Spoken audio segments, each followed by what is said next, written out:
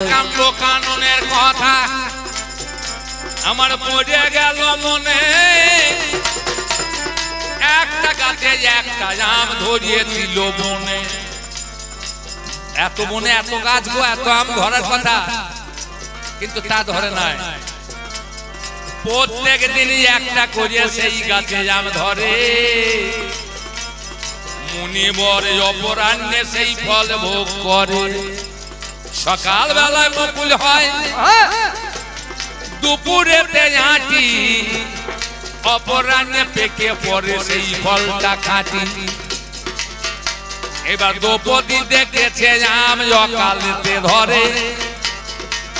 মেয়েদের জীবের রসে পড়িয়ে গেল টক জিনিস দর্শন করি। মায়েরা টক জিনিস দর্শন করলে তাদের জীবের জল সরে যায়। সুর করে কাছে গেই ওজনে রে কয়, ও গো আমার প্রিয়তমা তোমার কাছে গাই। অকালে ধরেছে আম দেখিবারে পাই, ও গো আমার প্রিয়তমা আমটা পারা যায়। কি করিবে অর্জুন তখন পড়ে গেল না।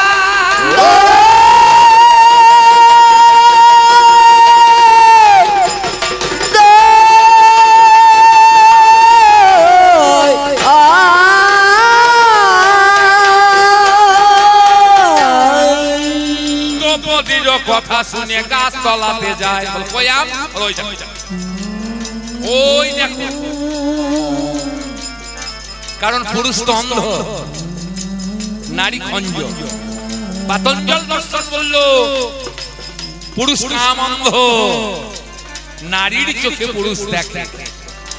আর নারী হইল ঘোড়া, আর পা নাই, পুরুষের ঘাড় চাপিয়ে দিয়ে খায়। বলো ওই দেখো ঝুলিতে যাবে, দেখো দেখো তুমি, ও গো আমার প্রিয়তমা আম পেড়ে দাও তুমি। কি করিবে অর্জুন আমার পড়ে গেল দায়। গান্ডীব ধনু খানা ধরিয়ে গাছ তলাতে যায়। গাছের গোড়াতে গিয়ে কিবা কর্ম করে, বাবা এক টানে মারিল এবার আম পারিবার তরে। যেমন মানে মেরিয়ে দিল অমনি আমটা পড়ে গেল। ওই সময়ে ভগবান সম্মুখে তেড়িয়ে এলো, বলে অর্জুন কি করেছ যোগ সখা, কি করেছ তুমি? মুনি অভিশাপে আজ পড়ে যাবে জানি। কারণ এই আমটা মুনি খায়, তুমি পারলে কেন? মুনি অভিশাপ তুমি পাবে গো জীবনে। অবশ্যই অবশ্যই ধ্বংস তোমরা হবে। মুনি অভিশাপে যোগ তোমায় পড়তে হবে। কি করিবে অর্জুন তখন পড়ে গেল দায়। বলে কেমন করে মুক্ত হব বলুন গো আমায়। বলো বলো বলো সখা, কেমনে মুক্ত হব? মুনি অভিশাপ থেকে আমরা রক্ষা পাবো। তখন ভগবান বলিছে, শোনো সখা তুমি, তোমাদের মনের গোপন পাপের কথা যদি বলো এক কোণে। তোমাদের মনের যে গোপন পাপ আছে, মনে জানে পাপ আর মায়ে জানে পাপ। মা জানে কোন বাবার দ্বারাতে কোন সন্তানটা উৎপাদন হয়েছে, আর মন জানে আমি কি পাপ করিয়েছি, কি পাপ করব, কি করিয়েছি। তা মনের গোপন পাপের কথা যদি তোমরা প্রকাশ করতে পারো, তাহলে নামকার আমটাই উপরে যাবে, নামকার আমটাই উপরে যাবে। সত্য কথা বলতে হয়, নামকার উপরে যাবে।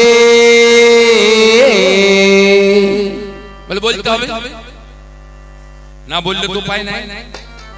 আমার ভাইয়া জীবন বলছিল না, একবার রাম নামে যত পাপ হয়। রামকে রমণের কর্তা, কৃষ্ণকে কর্ষণের কর্তা, আত্মায় আত্মায় রমণ করে পরমাত্মাকে দেয় আরাম। যোগে জাগে যে সাধন করে সেই তো চেনে রাম। তাহলে রমণের কথা যদি হয় তাহলে রমণ করতে হবে, তখন নামকে আশ্রয় করতে হবে। রম মধ্যাহ্ন রমণ, রয়ে রস, ময়ে মন্থন, মধ্যাহ্নয়ে আনন্দ। নাগা বাবাজি খাদ্য তালিকায় হিসাব দিল, আমরা 2400 লেগ ছোপেও এই 4 রকম খাবার খাই। 42,600 ফোঁটা রক্ত হয়। এই 42,600 ফোঁটা রক্ত বিয়েন হয়ে 80 ফোঁটা রক্ত হয়। 80 ফোঁটা রক্ত বিয়েন হয়ে এক বিন্দু রসের সৃষ্টি হয়, যাকে ব্রহ্ম বস্তু বলে। সেই ব্রহ্ম বস্তুর খেলা এই রমণের আশা জাগিয়ে যদি কেউ গমন করে তাহলে তার ভাগ্যে রাম চেনা হবে না, রাম চেনা হবে না। আমার জগৎবাসী রমণের আশা করে যায়, রমণ করবো বলি 5 মিনিটে গমন করে ফিরে আসে, তাদের রাম চেনা হবে না, রাম চেনা হবে না।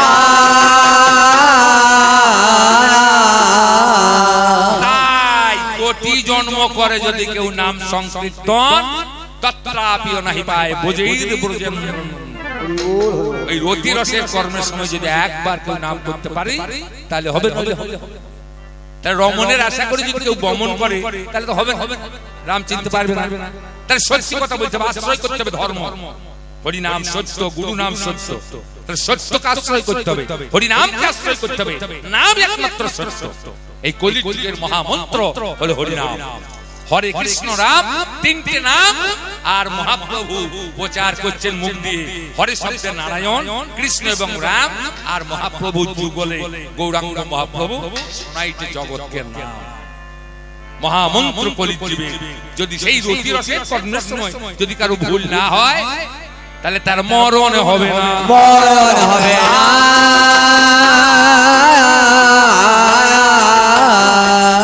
কি করিবে অর্জুন আমার দায়ে পড়ে গেল। আরো 4 ভাইকে তখন ডেকে জানা হলো, ভগবান বলছে ওগো আমার কথা শোনো, তোমাদের মনের কথা বলতে হবে, রাম লাগবে যেন। ওপর থেকে জাম নামাইতে সবাই তো পারে, ওপর থেকে মাল নামাইতে সবাই তো পারে, এই নামকার মালকে ওপরে তুলতে পারে। এই নামকার মাল এবার ওপরে উঠবে ভাই, দমে দমে দম ধরিয়া দমকে চালা যায়। কেমন করে উঠবে মাল বিচার করে মনে। এবার যুধিষ্ঠিরকে ডেকে বলে, বলো কথা মনে, তোমার মনের কি ভাই আছে পাপ প্রকাশ করা চাই, তা না হইলে নিচের মাল ওপরে ওঠানো হবে বড় দায়। বলো যুধিষ্ঠির, তোমার গোপন পাপ মনের মধ্যে কি আছে? কিরকম মানুষ দেখুন, আপনারা মানুষের চরিত্র দেখুন। আমি তো বনের পশু, তা বললে সখা, না বললে তো উপায় নাই। আমার মা যখন স্নান করি ভিজে কাপড় জড়িয়ে বাড়ি যায়, মায়ের নিতম্ব দেখে আমার মনটা কেমন কেমন করে, মনটা কেমন কেমন করে, মনটা কেমন কেমন করে, মনটা কেমন কেমন করে। মায়ের অঙ্গ দর্শন করে মনটা কেমন কেমন করে। যেমন বলেছে যুধিষ্ঠির, মাকে দেখে মন কেমন কেমন করে। আপনি মাটি ছাড়া হয়েছে যাব শূন্যতে চলে, মাটি ছাড়া হয়েছে রাম শূন্যতে চলে। মাটি ছাড়া হয়েছে যাব শূন্যতে চলে, মাটি ছাড়া হয়েছে রাম শূন্যতে চলে। ভীমকে বলে মনের কথা তুমি বলো খুলে, ভীমকে বলে প্রাণের কথা বলো তুমি খুলে। ভীমকে বলে মনের কথা তুমি বলো খুলে, ভীমকে বলে মনের কথা বলো তুমি খুলে। বলো খুলে কথা বলো, বলো বলো খুলে কথা বলো। ভীমের কাছে বলা হলো, ভীমের কাছে বলো, বলো বলো কথা খুলে বলো।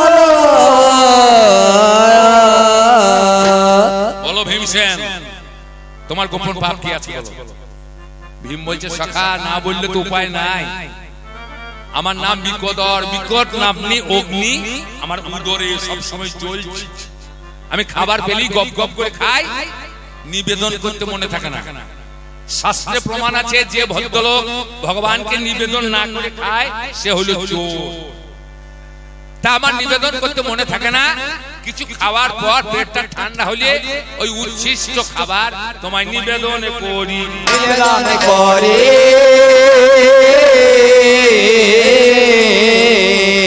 আমি দিলাম প্রকাশ করি, নিবেদন করি, দিলাম কথা পড়ে নাম করে। আরো উপরে উঠেছে আমি দুলিয়া বেড়াই, অর্জুনকে বলছে মনের কথা বলা যায়, কি করিবে ভয়া জীবন পড়ে গেল দায়, মনের কথা না বলিলে আম লাগিবে নাই। অর্জুনেরও কাছে গিয়ে ভগবান কয় বলো বলো বলো সখা নাই কোনো ভয়, কি করিবে অর্জুন এবারে আস্তে আস্তে এলো, বলে মনের কথায় আমি কি বলিব বলো, আমি কত কষ্ট করি আমি দ্রৌপদীরে পাই, নিজে লক্ষ্য করিয়ে ওপরে বান বেরিয়েছে তাই, আমি লক্ষ্য ভেদ করেছে দ্রৌপদীরে পাই, এমনি এমনি দ্রৌপদীরে আমি নাহি পাই, তাহলে কত কষ্ট করে আমি পেলাম রে সেই দিনে, আমি মায়ের কথায় ভাগ দিয়েছি আর যার জন্যে মায়ের কথায় ভাগ দিয়েছি, যখন যাই ওদের ঘরে আমার জ্বলে পুড়ে যায় গো বুকটা জানাই প্রকাশ করে। আমার সখা আমি লক্ষ্য ভেদ করি দ্রৌপদীকে লাভ করেছি, নিচে দৃষ্টি রেখে ঊর্ধ্বে বাণ মেরে লক্ষ্য ভেদ করে দ্রৌপদীকে লাভ করে আমি মায়ের কথায় চার ভাইকে ভাগ দিয়েছি। অন্য ভাইয়ের ঘরে যখন ওই দ্রৌপদী যায় আমার বুকটা জ্বলে পুড়ে হয় চাই, আমি মনে করি গান্ডীব দিয়ে আমি মেরে ফেলি ওই চার ভাই আমারও। এটাই তো আমার গোপন কথা। নকুল সহদেবকে ডাকা হলো, বলছে বলো, বলে আমরা তো বিমাতার সন্তান, আমাদেরকে নিয়ে আগে যা ভালোবাসা ছিল সিংহাসন পেলে সেই ভালোবাসা কি থাকবি? এটাই আমাদের গোপন পাপ, আম লাগবো লাগবো হয়েছে, একবারে লাগবো লাগবো। এবার দ্রৌপদীকে বলছে দ্রৌপদী তুমি বলো তোমার মনের পাপ কি? মেয়ে ছেলে যখন বিপদে পড়ে তখন কি করে গো? পায়ের বুড়ো আঙুলকে মাটি ঠেলছে। দ্রৌপদী তখন পায়ের বুড়ো আঙুল করে মাটি ঠেলছে, যদি মাটিটা ফেটে যায় তো ঢুকে যাবো, কিন্তু না বললে তো উপায় নাই। দ্রৌপদী বলল আমি একা নারী, আমার পাঁচটা স্বামী, আমি কেমন করে মন জোগাবো, কেমন করে মন জোগাবো, এটাই আমার মনের ভাব, কেমন করে মন জোগাবো, লাগবো লাগবো হয়েছি ধীরে না ধীরে না ধীরে না না না না গেল ভাই, আরে ও ধীরে না দাইনে না না ধীরে না না না মোটার কাছে গিয়েছি, ধীরে না ধীরে না ধীরে না না না না লাগতে পারলো না, আরে ও ধীরে না দাইনে না না ধীরে না না না বউর কথায় পেরিয়েছে যাব, ধীরে না ধীরে না ধীরে না না না না আমার অর্জুন ভাই, আরে ও ধীরে না দাইনে না না ধীরে না না না ধরে দ্রৌপদীকে মারিবারে যায় পাপী অসি নারী, মিথ্যাবাদী নারী, তখন আমি হত্যা করব। কৃষ্ণ বলছে অর্জুন মেরো না, ওরে মেরো না, মেরো না তুমি মেরো না,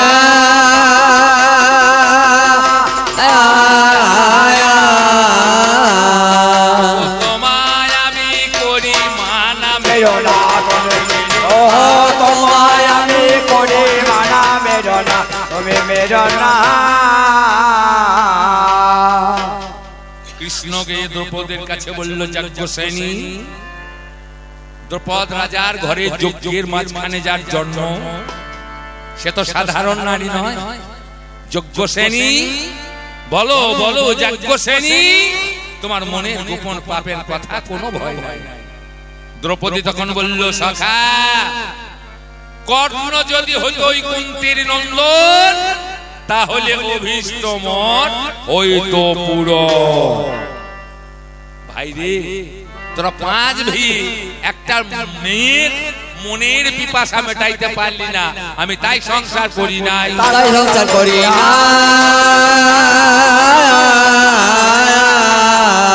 আমি ঘর বাড়ি বাঁধি নাই, তাই সংসার করি নাই। ঘর নাই বাঁধি নাই, তাই সংসার করি না। আয় আয় তবে একটা ছেলে মারলাম আমি, করেছি অন্যায়। আমার ভাইয়া জীবনের কাছে হয়তো এইটাই বিচার হয়, যেদিন আমার লেজের ঘরে থেকে ওই না ভগবানে পাতালেতে লইয়া গেল মহিরা বনে। রাম লক্ষ্মণ দুটি ভাই আমার কাছে ছিল, বিভীষণের রূপ ধরিয়ে ঘরের ভিতর গেল, তাদের পাতালেতে নিয়ে গেল বলি দেবার করে। আমি মাটি সেজে গিয়েছিলাম পাতালের ভিতরে। যত নারী ঘোড়া নিয়ে জল নিতে যায়, বলি আজ দুটো বলি হবে রাজার ওই আলয়। মহিরাবন রাজার ঘরে নর বলি হবে, পাতাল ভৈরবী মায়ের আজি পূজা তবে। কি করিব মাটি সেজে ঘোড়ার কোণে বসেছিলাম আমি, গো আপন নয়নে আমি দেখবো বলে গেলাম ছবি ওই মেয়েদের সনে। এরা জল নিয়ে যত্ন করে ওই রাজারও ভবন স্নান করালো রাম লক্ষ্মণে অতি যত্ন করে।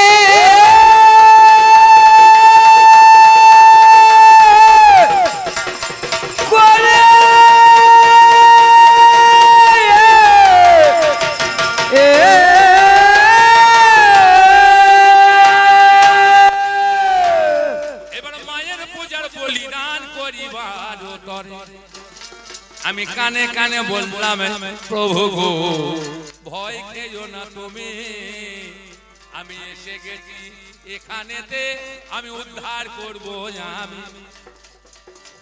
এই বলিয়া মহিরাবন রাম আর লক্ষ্মণে বলে মায়ের কাছে প্রণাম করো অতীব যতনে। রাম লক্ষ্মণ বলছে যে আমরা প্রণাম নাহি জানি, ওগো দণ্ডবত জানি, যোগ করিলাম এখনই। বলো তোমরা নিতে জানো দিতে জানো না, এই দেখো কেমন করে করবে প্রণাম, তোমাদের দেখাই। উগুর হয়ে গলা বার করে মহিরাবন দেখায়। আমি মায়ের পিছনে ছিলাম লুকাইয়ে ভাই, ও যেমন প্রণাম দেখায় মায়ের কারা কেড়ে বসিয়ে দিলাম। জয় শ্রীরাম, জয় শ্রীরাম। এখন আবার জয় শ্রীরাম বলার উপায় নাই, এখন জয় শ্রীরাম বললি গুলি চলে আসবে, কিন্তু আমার অভিনয় আমাকে বলতে হবে, গুলি খেয়েও বলতে হবে জয় শ্রীরাম। মহিরাবন বলি হয়ে গেল, মহিরাবনের স্ত্রী চলে এলো, টুম্পা এসে আমার উপর আঘাত করতে মারলাম, এক লাঠি তো পড়লে একটা বাচ্চা বেরিয়ে। ওই হিরাবন সে আমার গালে চর মারে, আমি বাবাকে ডাকলাম, ধুলো বালি লাগিয়ে দিলে ওই মাগুর মাছ যেমন ধরলে ফটাৎ করে পালিয়ে যায়, ওই সদ্যজাত শিশু তেমনি ক্যালবেল ক্যালবেল করছে, ধরতে পারছি না, পালিয়ে যাচ্ছে। ধুলো বালি দিয়ে গাটাকে শক্ত করে ধরে মালমা কাছা জয় শ্রীরাম বলে উনি পটল ডাঙায় চলে গেল, পটল ডাঙায় চলে গেল। আমার প্রভুকে কাঁধে পটল ডাঙায় চলে গেল। আমি কার জন্য মারলাম? মালিক ট্রাক্টর কিনেছে, ড্রাইভারকে বলেছে জমি চষে আসুকা। ড্রাইভার জমি চষ থেকে দেখছে ক্যাংড়া, গোগুলি, শামুক মাছ জমিতে। ড্রাইভার বলছে আমি পারবো না, চষ থেকে সব মরে যাবে। আর এগুলো যদি না মারবি তা জমিতে চাষ হবে কি করে? চষ তো বলিছে চষে দে, তুই তো নিজের ইচ্ছায় মারছিস না, মালিক বলি তো মারতে মেরে দে। তেমনি প্রভুকে রক্ষা করার জন্য আমি এক কর্ম করি, রাম লক্ষ্মণে কাঁধে তুলে মাথাতে পাতাল ভৈরবীকে চাপিয়ে পৃথিবীর মাঝখানেতে স্থাপন করলাম। মাঝখানেতে স্থাপন করি। পৃথিবীর মধ্যস্থান কোথায়? ক্ষীরগ্রাম, বর্ধমান জেলা ক্ষীরগ্রামে আমি পাতাল ভৈরবী মাকে স্থাপন করলাম। আজও সেই সুরঙ্গ আছে, কেউ যদি দেখতে চান তাহলে যেতে পারে। পাতাল ভৈরবী মাকে আমি তুলে আনলাম। আমি যদি অভক্ত হতাম তাহলে মাকে আমার সঙ্গে আসতো। আমি কি রাম লক্ষ্মণকে উদ্ধার করতে পারতাম? এই হনুমানের চরিত্র তুমি জানো না, এই হনুমানকে তুমি চেনো না, আর সেই হনুমানকে তুমি ঝাঁটা মারার চেষ্টা করছো। তুমি কটা ছেলের জন্ম দিয়ে, তুমি কয়েকটা বিয়ে করে, ভগবানকে বন্ধু করে তুমি মনে করছো ধরাকে সারা জ্ঞান করবে। হবে না ভাই, হবার নয়, হতে পারে না। তবে আমাদের যে দ্বন্দ্ব, আমাদের যে যুদ্ধ, আমাকে যেতে হবে। আমি যতক্ষণ আছি তোমার রথ ততক্ষণ ঠিক থাকবে। এই দেহ রথে হনুমান যদি নেমে যায়, হনুমান হচ্ছে বাতাস, হনুমান হচ্ছে পবন নন্দন। বাতাস যেদিনে থাকবে না এই দেহতে, এই রথে যেদিন হনুমান থাকবে না, রথটা জ্বলিয়ে পুড়ে ছাই হয়ে যাবে, জ্বলে পুড়ে ছাই হয়ে যাবে। কেউ বা মাটির কবর জ্বলে ছাই হয়ে যাবে। আমাদের দুই ভক্তের দ্বন্দ্ব, অলঙ্ঘ সমুদ্রকে আমি বন্ধন করেছিলাম, আমি সাগর বেঁধেছিলাম। সেই বাঁধের উপর আমার প্রভু পা দিয়ে লঙ্কায় গিয়ে রাবণকে বধ করে সীতাকে উদ্ধার করে নিয়ে জগতের রাক্ষস বিনাশ করল। আমার অর্জুন ভাই বলছে আমি বললাম চেষ্টা করিস না ভাই, বাঁধ বাঁধতে পারবি না। কইছ এই বলে আমরা দুজনাই গেলাম সরস্বতী নদীর ধারে। আমরা আমার বাঁধ তো দেখেছো ভাঙে গিয়েছে, শর্ত ছিল প্রভু গো তুমি আমার বুকে বাঁধ বাঁধছো বাঁধো, কিন্তু তুমি যখন চলে যাবে যেন বাঁধটা ভেঙে দিয়ে দিও। আমি তোমাকে বাঁধ বাঁধতে দিলাম। যখন যায় তখন বাঁধ থাকে, যখন যায় তখন বাঁধ থাকে, যখন ফিরে আসে আর বাঁধ থাকে না। খুব ভেতরে কথা। যখন যায় তখন লঙ্কায় বাঁধ থাকে, লঙ্কায় থেকে যখন ফিরে আসে তখন আর বাঁধন থাকে না, আর বাঁধ থাকে না। প্রভু গো তুমি যাবার সময় বাঁধটা ভেঙে দিয়ে দিও। তাই রামচন্দ্র যখন ফিরে গেল বাঁধটা ভেঙে দিয়ে গিয়েছিল। আমি সেই ভগ্ন সেতুর তীরে বসে বসে গাইছিলাম রাম নাম। বললাম আমি বাঁধ বাঁধবো, বেশ বাঁধবো, মানে এই বাঁধে বাঁধে আমি বাঁধ বাঁধবো। সরস্বতী নদীতে একটা বাঁধ দিয়ে ওর জন্য একটা বাঁধ বাঁধবো। বলে চেপে রাখ, বেশ তাহলে আমি চাপছি।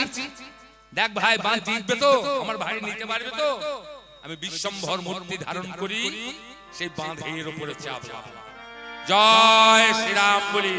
যখন বসলাম বাঁধের উপরে তখন সরস্বতী নদীর জল লাল হয়েছে, লাল হয়েছে, মজ মজ মজ মজ শব্দ হচ্ছে, সরস্বতী লাল হয়ে গিয়েছে। আমি নেমে এলাম, বললাম ভাই অর্জুন এই নদীর জল লাল হলো কেন? বলে তা আমি বলতে পারবো। আজও সরস্বতী নদীর জল লাল। গঙ্গা যমুনা সরস্বতী ইরা পিঙ্গলা সুষুম্না, এই সুষুম্না দিয়ে আজও মাসে মাসে 27 দিন পরে পরে ওই সরস্বতী নদীতে লাল জল আসে 4 দিন ধরে। সাধুর ভোগ জীবের রোগ, জীব যদি জেনে করে ভোগ তাহলে জীবের যাবে ভব রোগ। সরস্বতী নদীর জল লাল, আজ মাসে 3 দিন করে লাল, 27 দিন পর পর উঠেলাম। কাছিম মূর্তি ধারণ করে ভগবান কৃষ্ণ সেই বাঁধের তলে গিয়ে বসেছে। আমি বিশ্বম্ভর মূর্তি ধারণ করে যেমন বাঁধে চাপলাম, আমার শক্তিকে বাঁধকে টেকানোর জন্য অর্জুনের ভগবান কৃষ্ণ পৃষ্ঠ দিয়ে মুখ দিয়ে রক্ত বাইর বললাম ভাই তুই এত বড় শয়তান, তোর সখার মুখ দিয়ে তুই রক্ত বার করলি, তোর সখাকে দিয়ে তুই রথ চালানো করালি, তুই সখাকে দিয়ে লেবার খাটাইলি। ধন্য রে ভাই।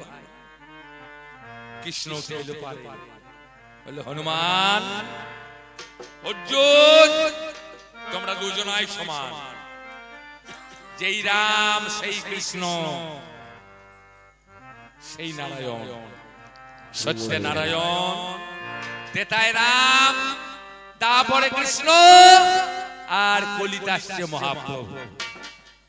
রাধা কৃষ্ণ এক আত্মা, দুই দেহধারী, অনন্য বিলাসের রস আস্বাদনকারী, সেই দুই একে চৈতন্য গোসাই ভাব আস্বাদিতে দোহে হলো একটাই। তোমরা দুজনাই সমান। আমি বললাম আমি মানতে পারলাম না। হে দয়াময়, তুমি যদি হও নারায়ণ, তুমি যদি হও রাম, তাহলে দেখাও আমার সেই রাম সীতার যুগল মূর্তি, আমি তবেই তোমাকে করব বিশ্বাস। গোবিন্দ দায়ে পড়ে রুক্মিণীকে স্মরণ করে সীতা সাজিয়ে সরস্বতী নদীর পারে রাম সীতার যুগল মূর্তিকে করিলেন ধারণ। আমি দেখলাম রাম সীতা, আমার ভাইয়া জীবন দেখল রাধা কৃষ্ণ, এই সরস্বতী নদীর পারে দুই ভক্তের মিলন। রাধা কৃষ্ণ এবং রাম সীতা আমরা দর্শন করি গৌরী প্রেমানন্দে। এই অর্জুন হনুমান করিলাম সমাজ। মাননীয় জনক, কবি গানের পরিসমাপ্তি নাই, কবি গানের জবনিকা নাই, যে যখন ওঠে আপন গতিতে ছোটে, উপায় থাকে না, তাই গানের শেষে বল, ভোজের শেষে অম্বল, শীতের রাতে কম্বল, তিনটে বাঙালি সম্বল এখন কাটাকাটি করতে হবে। রক্ত বার করলে হবে না। এবার লাগবো বলে গন্ডগোলে, এবার লাগবো বলে গন্ডগোলে, আর থাকিলে চলিবে না।